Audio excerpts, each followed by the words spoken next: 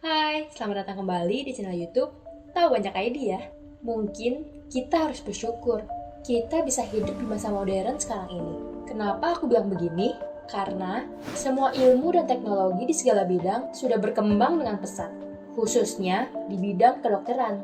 Kalau kamu tahu, berkembangnya ilmu dan teknologi di bidang kesehatan di masa modern ini ternyata menyimpan fakta gelap dan sejarah kelam dalam perjalanannya. Fakta di mana mayat manusia dijadikan praktik bisnis jual beli yang terjadi di Inggris pada abad ke-19.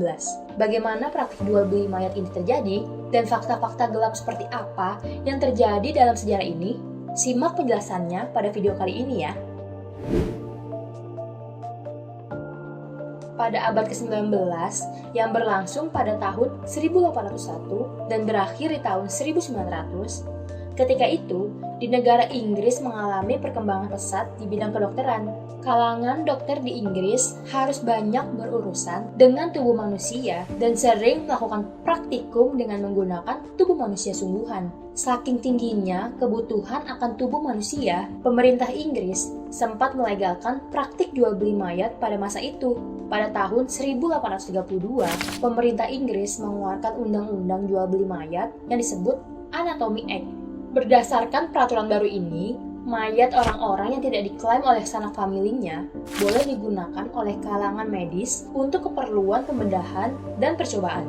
Dikeluarkannya peraturan ini sebenarnya memiliki niat yang baik. Selama ini, pihak rumah sakit dan universitas merasa kesulitan saat mereka membutuhkan mayat untuk keperluan pendidikan dan eksperimen. Tapi, dalam perjalanannya, kebijakan ini malah menimbulkan masalah baru dan rentetan kasus kejahatan terhadap kemanusiaan. Negara Inggris memiliki dua universitas tertua dan terkenal yang umurnya mencapai ratusan tahun, yaitu Universitas Oxford dan Cambridge. Universitas adalah salah satu pihak yang banyak menggunakan jasa jual beli mayat. Oxford dan Cambridge adalah dua dari banyaknya universitas yang membutuhkan mayat sebagai alat peraga dan subjek percobaan di jurusan kedokterannya masing-masing. Pada tahun 1883, Alexander Macalister dilantik menjadi Profesor Anatomi Universitas Cambridge. Tidak lama sejak dilantik, atas izin dari universitas, Alexander Macalister membuat sebuah jaringan yang diisi oleh agen-agen yang ditugasi untuk mengumpulkan mayat manusia di seluruh daratan Inggris. Para agen ini mencari mayat baik secara legal ataupun ilegal. Hal ini kemudian ditiru oleh universitas lain, yaitu salah satu rivalnya, Universitas Oxford. Arthur Thomson adalah orang yang ditugasi untuk mengumpulkan mayat. Karena kalah start dari Alexander, akhirnya Arthur terpaksa mencari mayat ke lokasi yang lebih jauh. Lokasi itu diantaranya Oxford, Leicester, Reading, dan Staffordshire. Antara tahun 1898 hingga tahun 1929, Alexander dan Arthur dilaporkan berhasil mengumpulkan hingga 400 mayat manusia.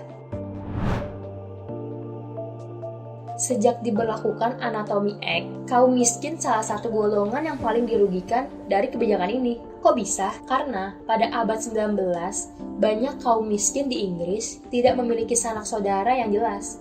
Jadi, ketika kaum miskin ini meninggal, tidak ada yang mengklaim dan menguburkan mayat mereka. Mereka tidak memiliki uang dan pendidikan yang memadai untuk melindungi diri. Pasalnya, saat mereka meninggal kelak, mayat mereka rawan dijual dan berakhir sebagai alat peraga di kampus-kampus. Ada kisah tragis yang dialami kaum miskin di Inggris pada abad ke-19. Ditemukan kasus, ada pabrik yang menampung dan mempekerjakan orang miskin. Sang pemilik pabrik sengaja menyekap para pekerjanya hingga mati kelaparan. Supaya apa? Supaya mayat mereka bisa dijual. Lalu, bagaimana nasib kaum miskin yang punya keluarga? Kalaupun orang yang meninggal masih memiliki keluarga, bukan berarti nasib sang almarhum bakal terjamin. Keluarga almarhum hanya memiliki waktu 7 hari untuk menunjukkan bukti bahwa mayat itu adalah keluarganya dan uang yang cukup untuk proses pemakaman. Jika dalam batas waktu itu pihak keluarga tidak bisa membuktikan, maka jasad tersebut dianggap legal untuk diperdagangkan. Banyak keluarga miskin yang bertindak nekat, mereka membawa jasad keluarganya secara diam-diam lalu menyembunyikannya.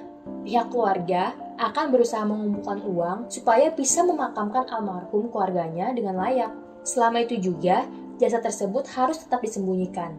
Bermain kucing-kucingan dengan pihak berwajib sendiri bukanlah satu-satunya cara yang dilakukan oleh keluarga miskin supaya bisa melindungi jasad orang yang mereka cintai.